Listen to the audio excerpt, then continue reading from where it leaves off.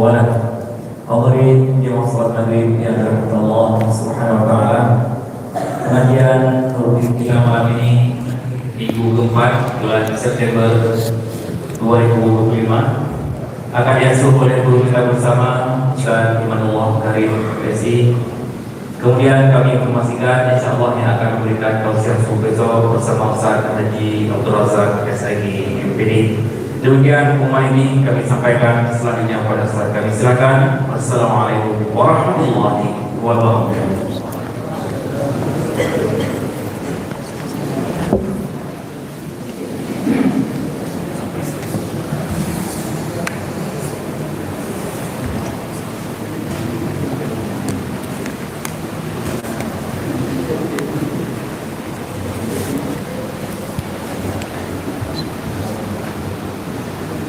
Assalamualaikum warahmatullahi wabarakatuh. Alhamdulillahi rabbil alamin alladzi nahmaduhu wa nasta'inuhu wa nastaghfiruh wa na'udzu billahi min shururi anfusina wa min sayyiati a'malina. Man yahdihillahu fala mudilla lahu wa man yudlil fala hadiya lahu. أشهد أن لا إله إلا الله وحده لا شريك له وأشهد أن محمدا عبده ورسوله الذي لا نبي بعده. اللهم فصل وسلم وبارك على نبينا محمد صلى الله عليه وسلم تسليما كثيرا وصلى الله على آله وصحبه أجمعين. A'udzu billahi minasyaitonir rajim. Bismillahirrahmanirrahim. Wa qul i'malu fasayarallahu 'amalakum wa rasuluhu wal mu'minun wa saturadduna ila 'alimil ghaibi wasyahadah wa yunabbi'ukum bima kuntum ta'malun. Shadaqallahul 'azim. Bapak dan Ibu, adik-adik, anak-anak kami sidang jamaah salat maghrib dan isya yang dirahmati Allah Subhanahu wa taala. Puji dan syukur kita panjatkan kehadirat Allah Subhanahu wa taala atas segala bentuk limpahan rahmat dan juga curahan nikmatnya kepada kita semua.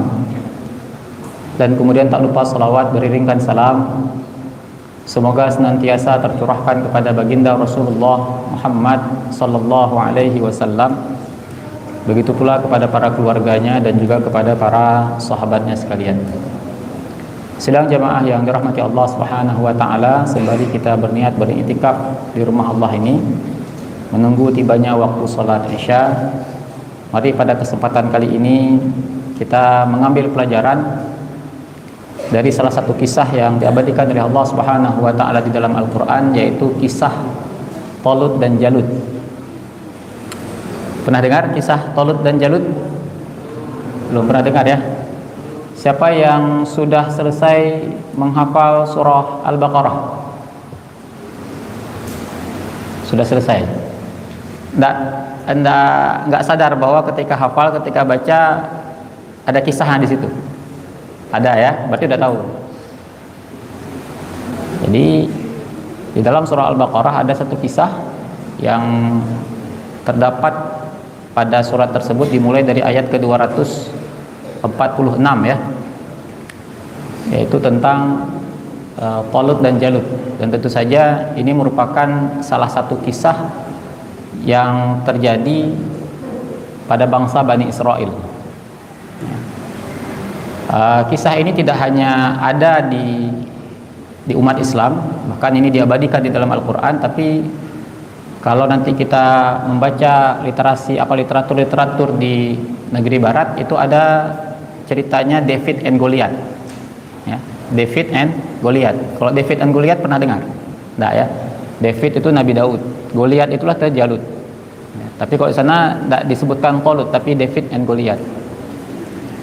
Artinya ada ya, di tengah-tengah masyarakat bangsa barat ya, karena mereka juga beragama Samawi, mereka juga memiliki cerita itu. Tentu saja versi Bible ya, versi Injil.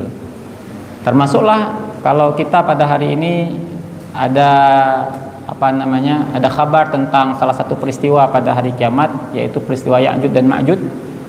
Di barat juga ada Gog dan Magog, Gog and Magog. itu juga sama. Jadi ada kesamaan walaupun nanti versinya berbeda-beda. Nah, sidang jamaah yang dirahmati Allah Subhanahu wa taala, ketika kita membuka surah Al-Baqarah ayat 246, di sana diterangkan alam tara ilal mala'i min bani Israila min ba'di Musa. Jadi kisah ini terjadi setelah wafatnya Nabi Musa alaihi salam. Saya ulangi kembali, ini kan yang sudah hafal surah Al-Baqarah atau yang sedang menghafal surah Al-Baqarah, itu sebisa mungkin kita tidak hanya sekedar membaca dan kemudian menghafal dan setor, tapi ada baiknya kemudian kita tadabburi. Dan salah satu cara mentadaburinya adalah kita membaca kisah-kisah yang diceritakan di dalam ayat-ayat tersebut. Karena dengan tadabbur itulah Al-Quran ini akan menjadi petunjuk bagi kita, akan menghidupkan hati kita. Maka di dalam Al-Quran, di dalam surah Muhammad dikatakan apa? Afala yatadabbaruna al-Quran am ala qulubin aqfaluha. Apakah kalian tidak mentadabburi Al-Quran atau hati kalian terkunci? Jadi kalau hati itu tidak kita buka, kita tutup dengan cara mentadabburi Al-Quran, maka bacaan-bacaan itu hanya sekedar bacaan saja. Walaupun harus kita akui membaca Al-Quran juga merupakan ibadah. Daripada baca selain Al-Quran kan, daripada baca Quran, jauh lebih bagus membaca Al-Quran. Tapi kalau tidak ditadaburi, maka seolah-olah hati kita itu terkunci.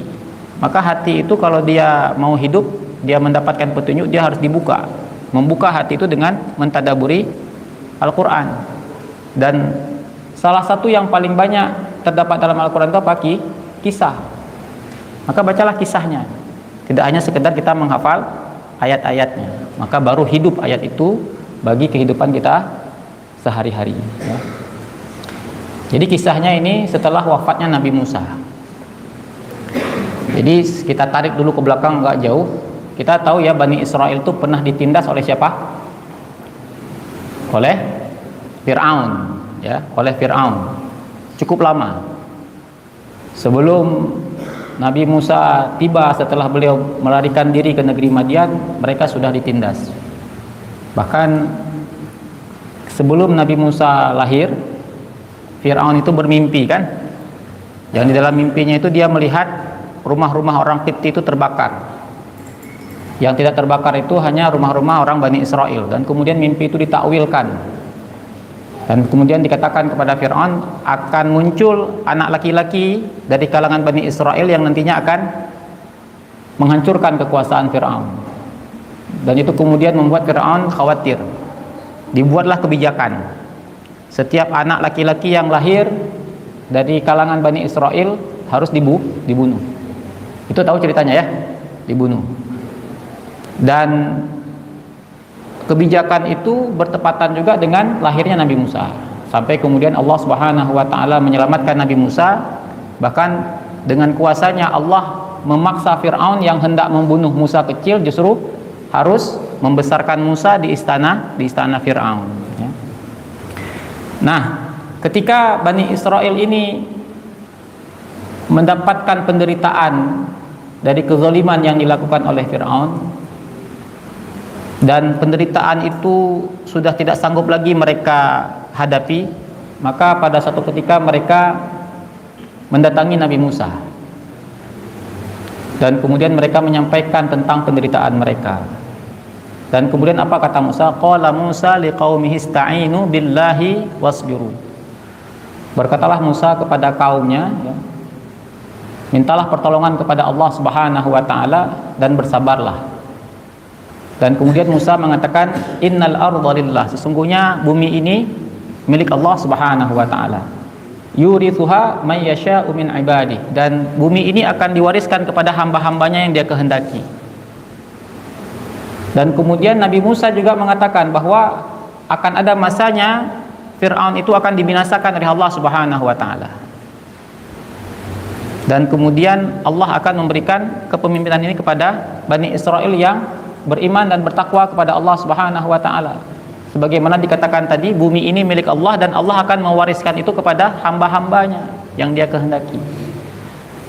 Tapi janji itu bergantung kepada bagaimana mereka beriman kepada Allah Subhanahu wa taala. Bagaimana mereka taat kepada Allah Subhanahu wa taala dan juga taat kepada utusan Allah Subhanahu wa taala. Dan kemudian sebagaimana kita ketahui bersama, akhirnya Allah menepati janjinya. Sampai kemudian Allah Subhanahu wa taala membinasakan Firaun, ditenggelamkan di laut. Sudah ya?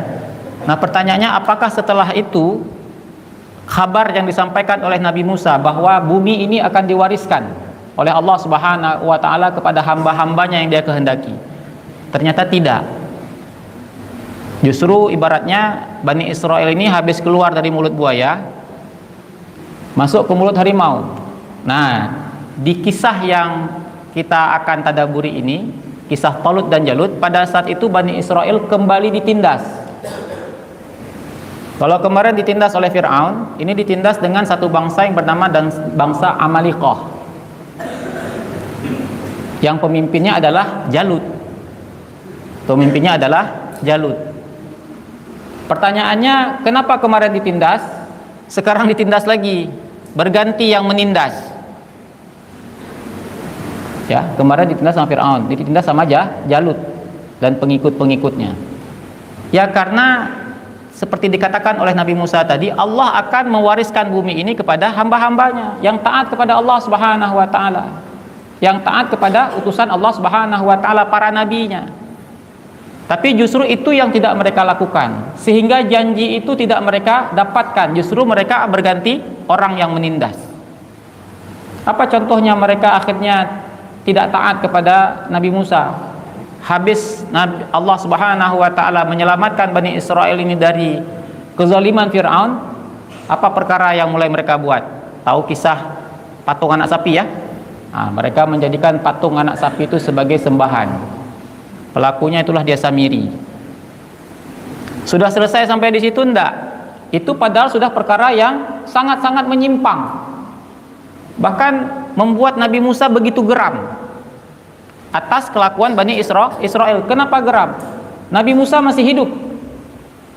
Nabi Musa meninggalkan mereka hanya sebentar saja karena dipanggil sama Allah untuk mendapatkan Taurat. Berapa lama? 40 malam cuman. Sebulan 10 hari. Dan di tengah-tengah mereka tinggal Nabi Harun. Ada nabi di tengah-tengah mereka, tapi bisa mereka tersesat sampai menjadikan patung anak sapi menjadi sembahan. Makanya kalau kita membaca surah Al-A'raf itu, ketika akhirnya Nabi Musa pulang kembali membawa lembaran-lembaran Taurat itu, melihat kelakuan mereka menjadikan patung anak sapi itu sebagai sembahan, murka Nabi Musa. Sampai kemudian Nabi Musa melempar lembaran-lembaran Taurat itu. Dan salah satu pelampiasan kemurkaan Musa siapa? Ya, Nabi Harun. Ditarik kepala Nabi Harun. Apa-apaan ini? Dah satu. Kemudian yang kedua, ketika sudah selesai, Nabi Musa memerintahkan mereka untuk masuk ke Baitul Maqdis. Mereka nak mau masuk. Mereka katakan di dalam kota itu ada bangsa yang kuat. Kami nggak sanggup melawan mereka. Tapi kemudian Nabi Musa menjanjikan Allah akan tolong kita. Dan buktinya sudah ada, sebagaimana Allah telah menolong kita dari kekejaman Fir'aun. Tapi apa jawaban mereka? Siapa yang sudah hafal surah Al-Maidah? Ayat ke-25 mereka katakan apa? Fadhhab anta wa rabbuka faqatila. Berangkat saja kamu dengan Tuhanmu berperang. Kami tunggu di sini. Kalimatnya, kamu aja berdua sama Tuhanmu berperang. Innaha huna qaidun. Kami duduk di sini nunggu. Nanti kalau sudah menang, nanti kami masuk. Seperti itu mereka. Belum lagi nanti kita cerita tentang sapi betina macam-macam ya. Begitulah mereka. Sampai kemudian Nabi Musa wafat. Bahkan kelakuan mereka menjadi-jadi. Bukan saja membangkang kepada para nabi, sampai mereka sudah mempraktekkan satu perbuatan yang sangat keterlaluan, yang sangat melampaui batas. Ada kasus mereka membunuh para nabi, dibunuh. Sampailah karena kelakuan mereka seperti itu, mereka kemudian ditindas lagi. Hukuman buat mereka, ditindas lagi, berganti orang yang menindas mereka. Inilah dia bangsa Amalikah tadi yang dipimpin oleh Jalut. Nah, cuman kondisi yang kedua ini kondisinya berbeda jauh dengan pada saat mereka ditindas oleh Fir'aun. Pada saat itu ada nabi, ada tempat mereka bertanya, ada orang yang akan memohon kepada Allah Subhanahu wa Ta'ala. Tapi pada saat itu di tengah-tengah mereka nggak ada nabi, belum ada nabi, sehingga pada saat itu ada di antara mereka pemuka-pemuka Bani Israel ini berdoa kepada Allah Subhanahu wa Ta'ala. Kemarin ada nabi dibunuh, sebelumnya ada nabi tapi tidak mau ditaati. Setelah kemudian mereka merasakan akibatnya, mulai minta lagi, kasih nabi. Sama juga ketika mereka tidak mensyukuri nikmat Allah, kepada mereka Allah turunkan begitu banyak nabi, tapi mereka tidak mau beriman, bahkan membunuh para nabi.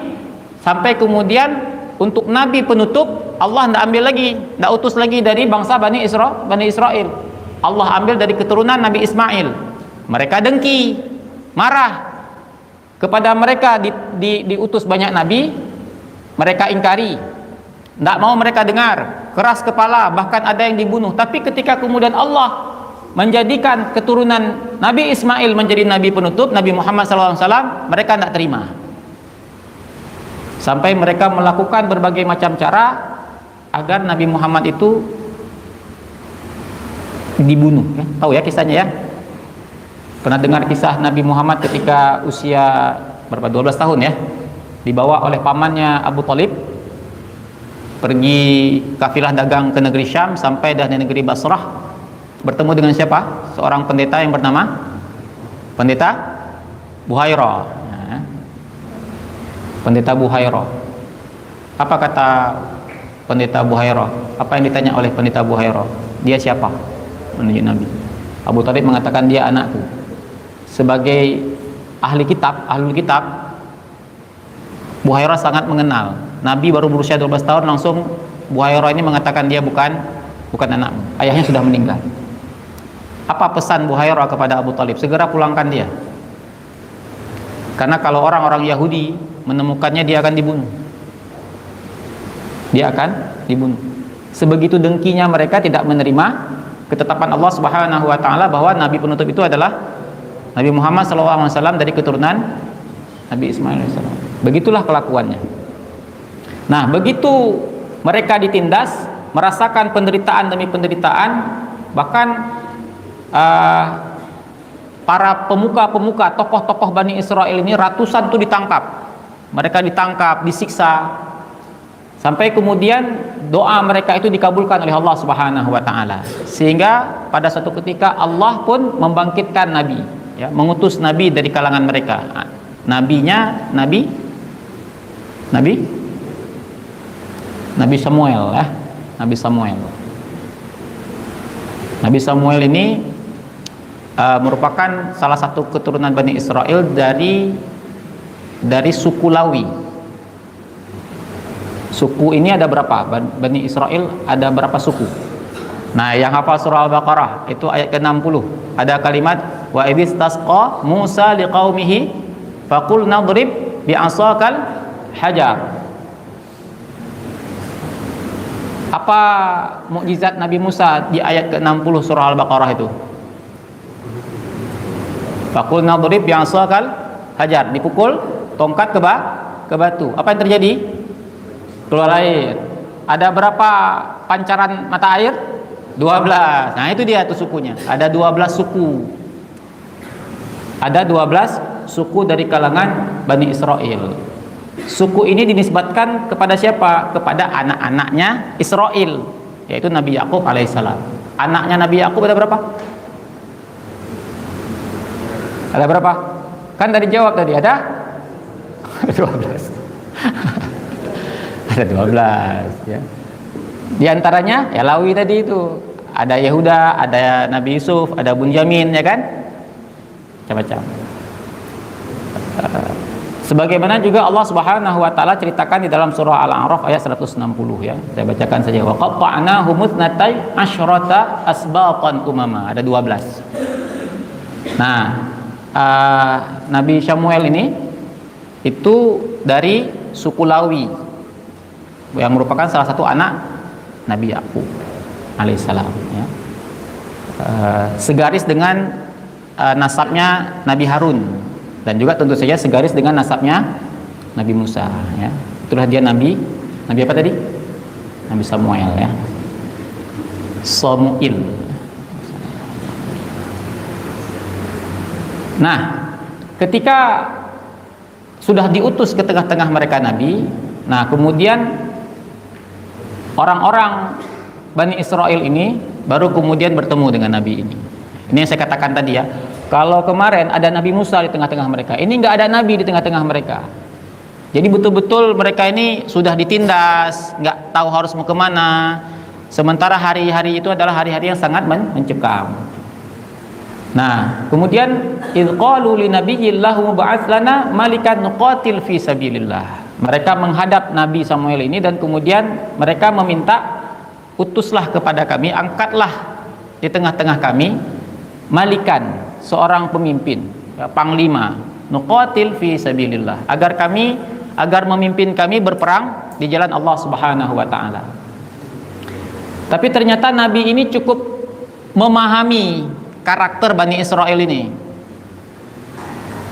Kalian minta perang, kalian minta dipilih pemimpin, minta supaya memimpin kalian perang. Nanti ketika disuruh perang kalian tak mau. Sudah tahu sekali karakteristik dari Bani Israel ini. Dikatakan oleh Nabi Samuel itu apa? Qala hal asaitum in kutiba alaikumul qitalu alla tuqatilu. Jangan-jangan ketika diwajibkan kepada kalian berperang, in kutiba alaikumul qital, ketika diwajibkan kepada kalian berperang, alla tuqatilu, kalian tidak perang. Sekarang semangat mau perang, begitu diwajibkan tidak mau.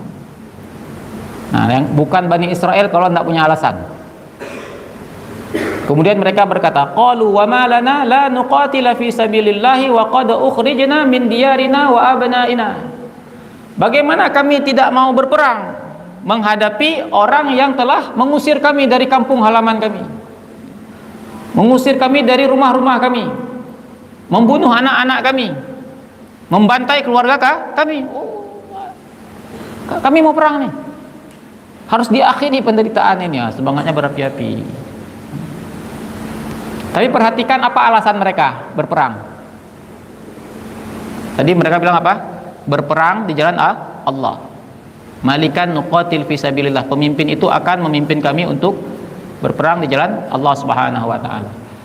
Tapi ketika Nabi ini mengembalikan lagi pernyataan mereka, nanti kalau diwajibkan perang tidak pergi berperang. Siapa yang wajibkan? Ya agama kan, Allah Subhanahu wa taala. Tapi mereka mengatakan apa? Kami sudah disakiti. Jadi alasan mereka apa sebenarnya mau perang? Karena kondisi sebenarnya. Karena ketika masa Nabi Musa, ketika mereka diperintahkan masuk ke Baitul Maqdis, itu kan mereka katakan ada kaum di dalam itu, ada bangsa di dalam itu yang mengerikan, badannya besar. Kami nggak sanggup. Mereka nggak mau, padahal diperintahkan sama Allah Subhanahu wa taala. Jadi kalau bukan karena mereka tersakiti, nggak mau, tapi ini karena mereka sudah merasakan penderitaan, kami mau perang kali ini.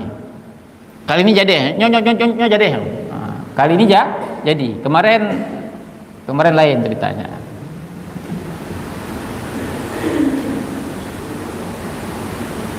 Kemudian falamma kutiba alaihimul qitalu tawallau illa qalilan minhum. Sejarah telah memberikan bukti yang sudah-sudah itu. Ketika mereka diwajibkan berperang, mereka itu tidak mau berperang, mereka enggan untuk berperang, mereka berpaling, kecuali sedikit di antara mereka, illa qalilan minhum. Wallahu alimun bidzalimin.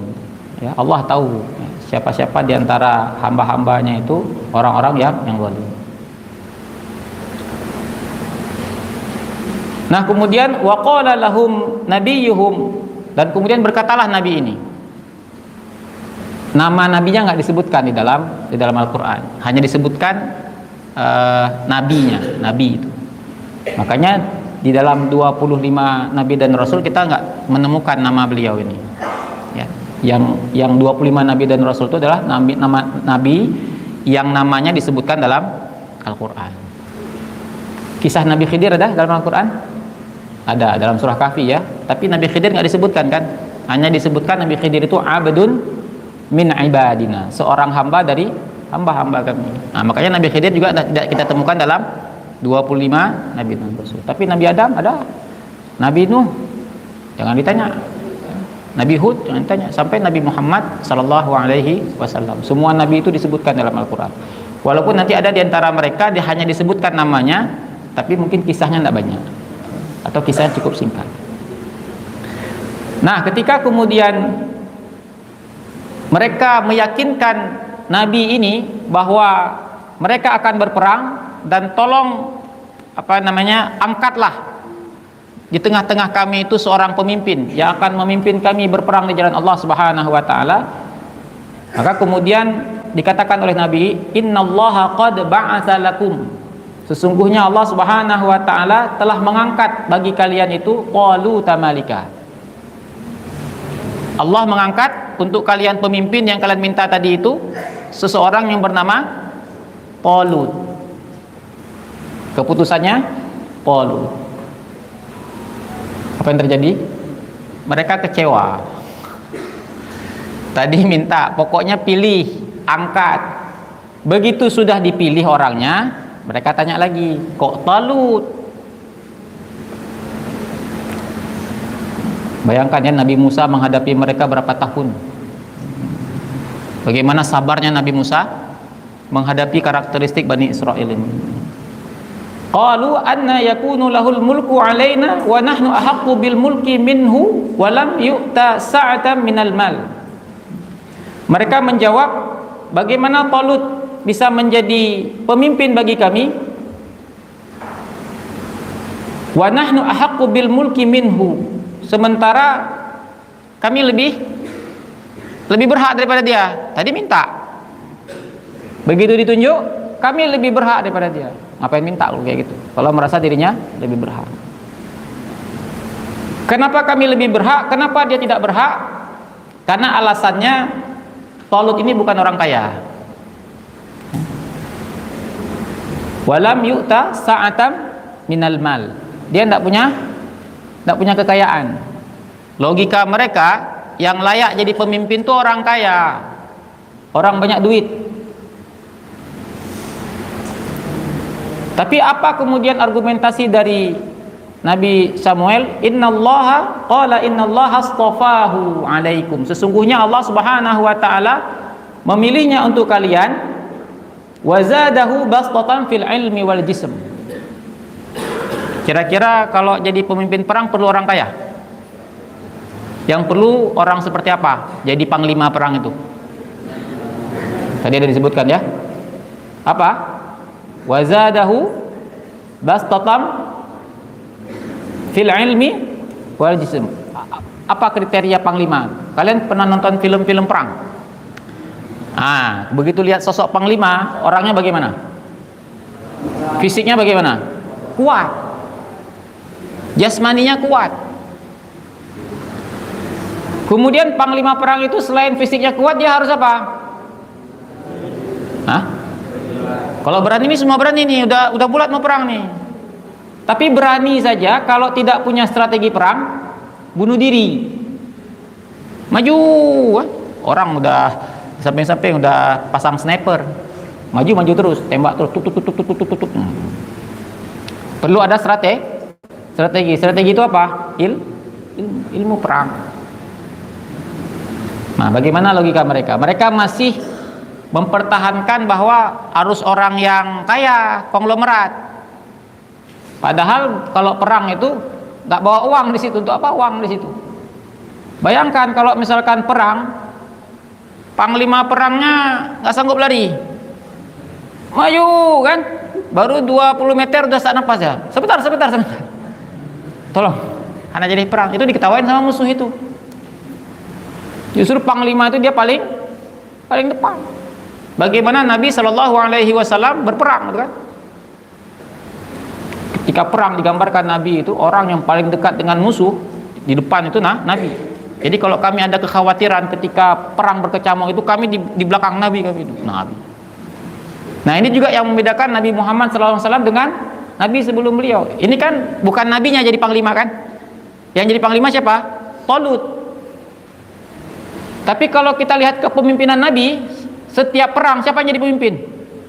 Nabi. Perang Badar Nabi panglimanya. Perang Uhud Nabi panglimanya. Perang apa lagi? Perang Ahzab juga sama. Kecuali Nabi mengirimkan patroli militer, namanya Sariyah ya. Itu baru Nabi nggak ikut, diutus saja. Ada Sariyahnya Ali bin Abi Thalib, ada Sariyahnya Abdullah bin Jahsh. Itu nggak banyak. Tapi kalau sudah perang, itu yang jadi panglima adalah Nabi Shallallahu Alaihi Wasallam.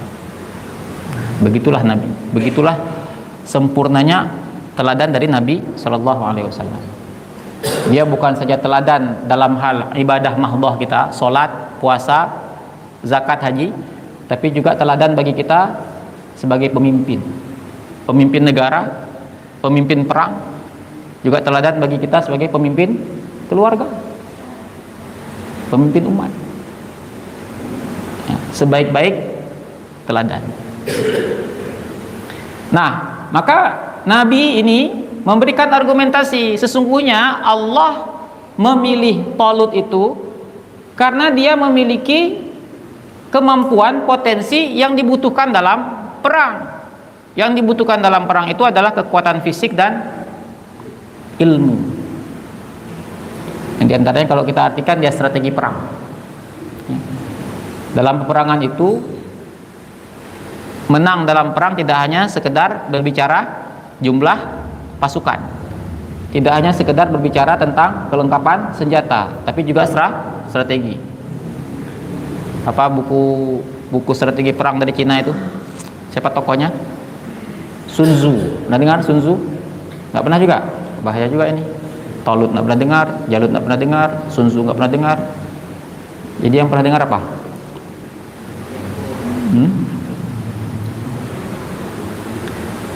Nah, kemudian ditutup. Diskusinya ditutup ya. Wallahu yu'ti mulkahu may yasha. Ini kemauan Allah. Ini kehendak Allah. Suka enggak suka, mau enggak mau, senang enggak senang, ini pilihan Allah Subhanahu wa taala. Allah memberikan kerajaan, Allah memberikan kekuasaan itu kepada siapa saja yang dia kehendaki. Wallahu wasi'un alim. Allah itu maha luas pengetahuannya, maha mengetahui. Nah, ketika mereka mempertanyakan pilihan Allah Subhanahu wa taala yang Allah berikan kepada Talut, itu merupakan indikasi apa? Persoalan keimanan juga. Mereka tidak sepenuhnya menyerahkan pilihan itu kepada Allah Subhanahu wa taala. Tapi mereka masih menyandarkan pada akal mereka bahwa pemimpin perang itu harus orang yang banyak uang.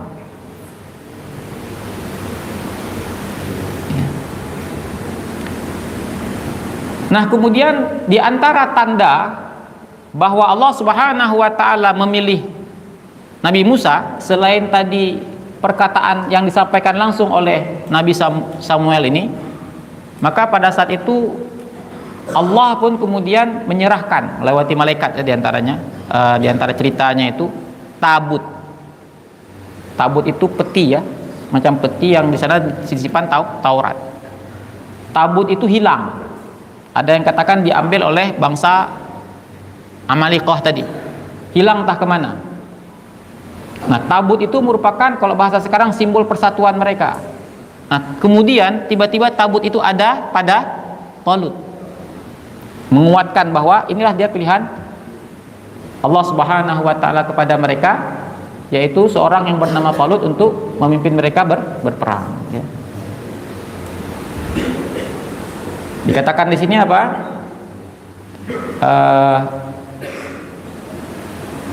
Wa qala lahum nabiyuhum inna ayata mulkihi ay ya'tiyakumut tabutu fihi sakinatum mir rabbikum ya.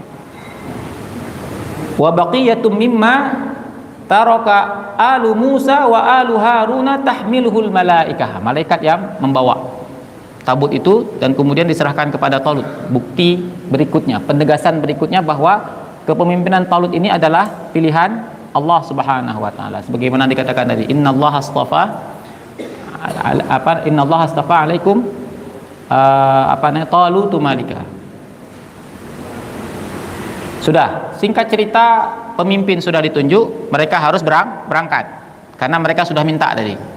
Nggak bisa mundur lagi hanya gara-gara pemimpin perang itu tidak sesuai dengan keinginan mereka. Ada yang mengatakan jumlah mereka berangkat pada awalnya 80.000 orang. 80.000 Bani Israel.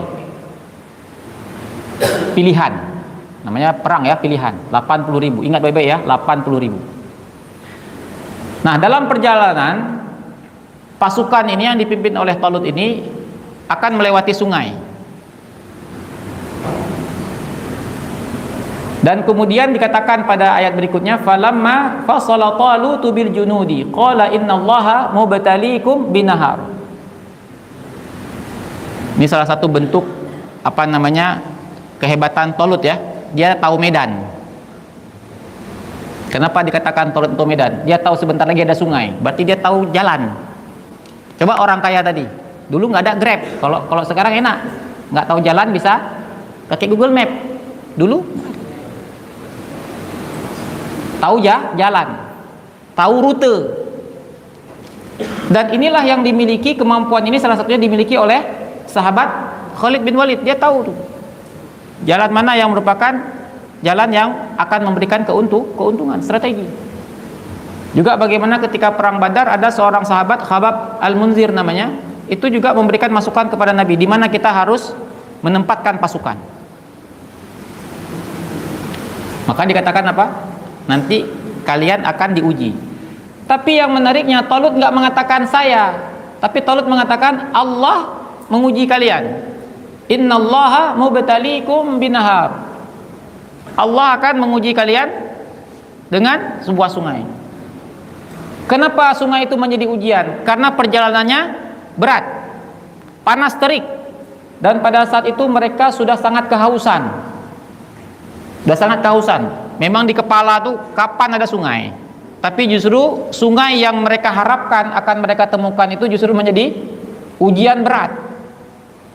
Mulailah kemudian Talut buat kebijakan. Faman syariba minhu falaysa minni. Barang siapa yang minum air sungai itu keluar dari pasukan. Tidak masuk dalam list pasukan. Mundur, dianggap desersi. Tidak taat pada pimpinan. Sudah haus. Ini Talut ini banyak kali ceritanya ini. Bisa pula diatur-atur minum air. Kan tentara butuh air. Logika mereka. Tapi Talut justru mengatakan barang siapa yang minum air sungai itu bukan dari golonganku, nggak masuk dalam pasukan, pulang aja. Wa man lam yat'amhu fa innahu minni illa man ightarafa ghurfatan biyadi. Jadi boleh minum, yang termasuk dalam golongan itu kalaupun mau minum itu hanya seceduk saja, hanya satu ceduk, tidak boleh lebih. Pernah buka puasa ya, bisa dibayangkan kita sudah haus, ada air minum satu botol besar, berembun lagi, baru keluar dari kulkas. Tiba-tiba kata panitia minum cuman boleh 1 sendok.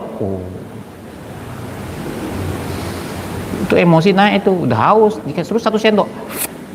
Ini juga sama, sudah perjalanan panjang, mau perang, disuruh minum cuman 1 ceduk, bukan 1 botol, 1 ceduk.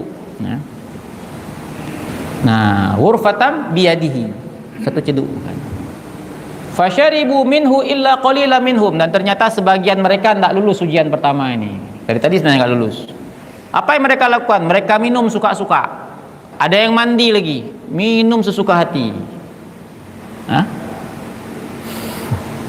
Setelah minum suka-suka, barulah mereka tuh. Kayaknya kan Talut, pulang aja lah kita ini, nggak sanggup lagi perang. Berarti kita lanjutkan pada pertemuan yang akan datang, kapan-kapan insyaallah. Subhanakallahumma wa bihamdika, asyhadu an la ilaha illa anta, astaghfiruka wa atubu ilaik. Assalamualaikum warahmatullahi wabarakatuh. Waalaikumsalam.